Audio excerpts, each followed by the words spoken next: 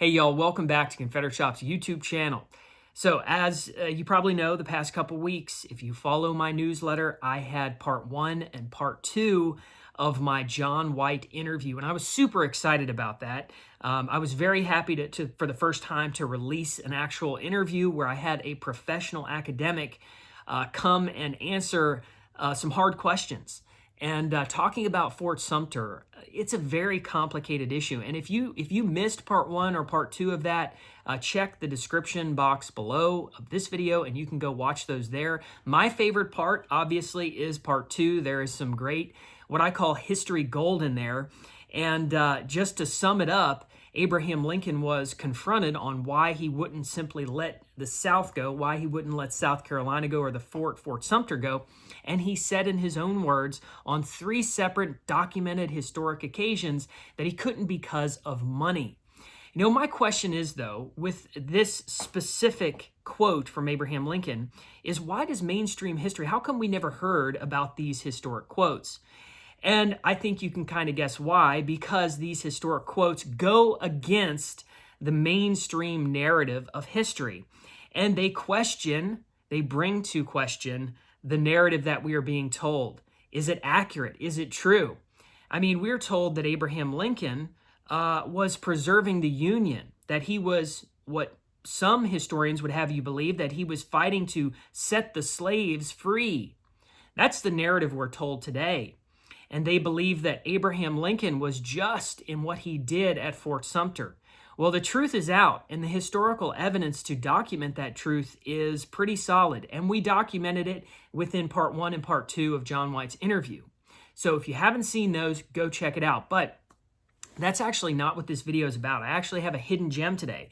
And if you don't know what our hidden gems are, it's books within our library, within our shop that don't get a whole lot of attention. Maybe they don't have a very attractive cover, but this is definitely a hidden gem. Now, many of you have heard of, Confederate accounts like Company Aytch or 3 Years in the Confederate Horse Artillery. Both of those are fantastic, but there are a ton of different firsthand accounts written by soldiers after the war who published their findings. And this is just another one that is phenomenal that I think that you ought to have in your library. It's Reminiscences of a Confederate Soldier of the 2nd Virginia Cavalry. Now, the 2nd Virginia Cavalry mustered in early on there in the very, very beginning of the war in Lynchburg, Virginia. It was the regiment was comprised of many men from the surrounding counties, and I can't name all the counties off, but it was around there in Lynchburg, Virginia. But what makes this book especially fascinating is the author, Rufus Peck, was 23 years old when he enlisted within this regiment, and he was never wounded throughout the entire war.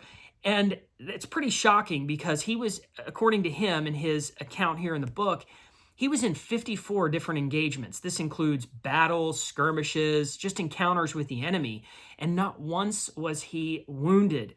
He said, according to the book, that he contributes that to his guardian angel who had protected him, because he had some very close friends that obviously got butchered, they were killed, they were wounded, maimed for life, but he never was, not a single scratch on him. And this is an easy read. I got through this within a couple days, and I must say it's very, very fascinating, especially if you like firsthand accounts, because it's going to talk about all the engagements that the 2nd Virginia Cavalry fought, and also was part of the Army of Northern Virginia. So if you're interested in Robert E. Lee's Army of Northern Virginia and the exploits of them, and also the 2nd Virginia Cavalry saw a ton of action, it's a very interesting read. And this is going to be our hidden gem of the week, so I've got this thing on sale. And also, you might notice I'm wearing my Confederate trucker hat, my leather patch trucker hat. This has been a super popular hat. And I don't have a whole lot of them left, but I wanted to highlight these and put them on sale now. What makes this hat kind of different from other hats, it is a structured bill, and it's firmer too, so it is like a classic trucker hat. It's got ConfederateShop.com there on the back, but yeah, this was one of our custom-made items, and get them while we still have them. I'll have them on sale actually this weekend too. So check out these items, a hidden gem today, and thank you so much for supporting our shop. Also, I gotta say it, I'm enjoying a cup of Unreconstructed Coffee, as always, in like, 9 out of 10 of my videos, all the time I'm drinking a cup of coffee. I always have coffee in my hand, but it's great coffee. I personally like it. If you haven't tried it, get yourself a bag. Currently, right now, I think as I make this video, I have whole bean left. I do have ground coming.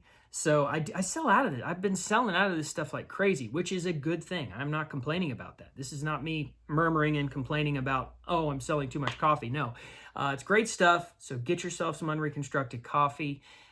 Get on this deal with the hidden gem this week and the hat that's going to be on sale.